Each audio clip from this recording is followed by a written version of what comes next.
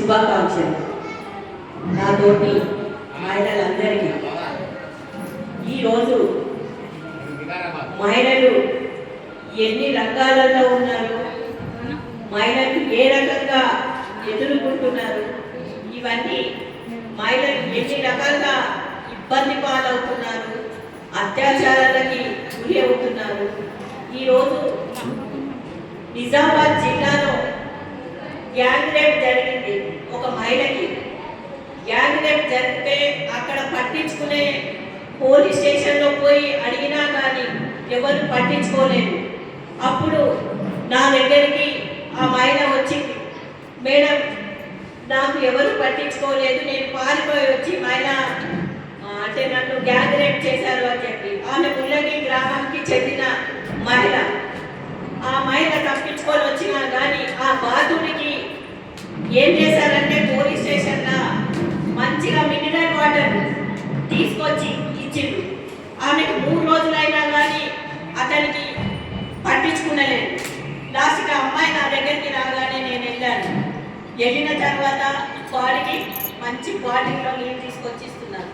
అప్పుడు నాకు ఎంత మండిందంటే నిజంగా ఇట్లాంటి డిపార్ట్మెంట్ వీళ్ళ కొరకు పనిచేస్తుందా అనిపించి నేనేం చేశానంటే 24 గంటలలో ఎంతమంది అయితే ఆ అమ్మాయిని అత్యాచారం చేశారో అంతమందిని 24 గంటలలో అరెస్ట్ చేయకపోతే ఖచ్చితంగా నేను ఈ పోలీస్ స్టేషన్కి అగ్గి పెడతాను అన్న మాటని మొత్తం వీడియోలు ఫోటోలు తీశాను. ఏం చేశారో చేసుకోండి, నేనేం భయపడేదాన్ని కాదు, నేను ఎక్కడికైనా వెళ్తాను అన్నాను. అప్పుడు నిర్భయ చట్టం కింద అతనికి 6 నెలలు జైలు శిక్ష పెట్టి 6 నెలల తర్వాత వాడు బయటకు వచ్చినాక అంతమందిలో ఎవడైతే ఫస్ట్ తీసుకెళ్ళాడో ఆ అమ్మాయికి అతనితోనే పెళ్లి చేసి ఇచ్చారు 6 నెలల తర్వాత.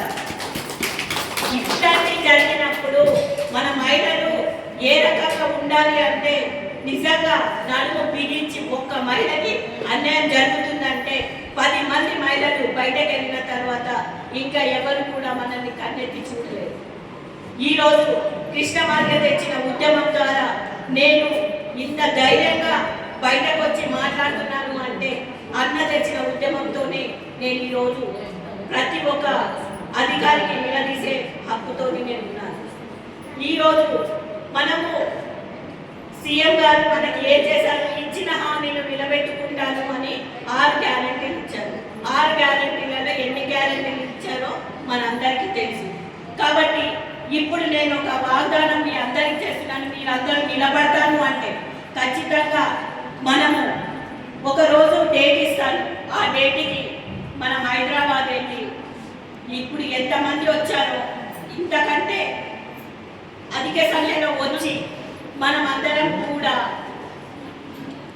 అతను సీఎం ఇంటి దగ్గర కూర్చొని ఖచ్చితంగా ఏదైతే రాజకీయంలో అవకాశం ఉందో అది వికలాంగులకి కల్పించాలి.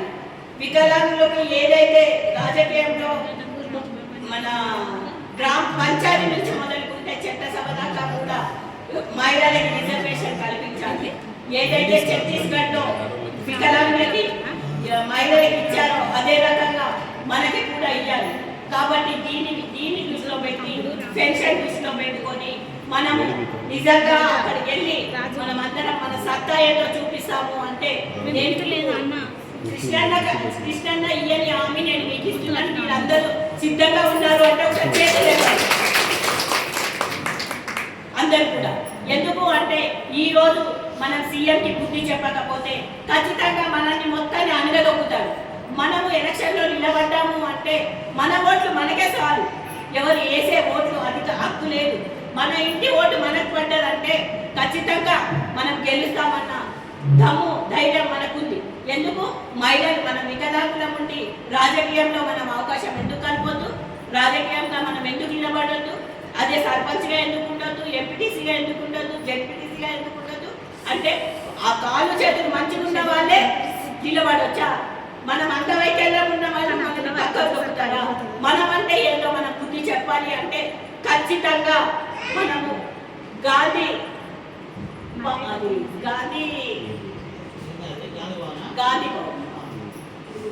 గాంధీ భవన్ దగ్గర మీరందరూ రానికి సిద్ధంగా ఉన్నారా? ఒకరోజు నేను జగ్గాయతో డేట్ సిద్ధ కాదు కదా పక్క అదే ఏ రోజు డేట్ ఇస్తామో ఆ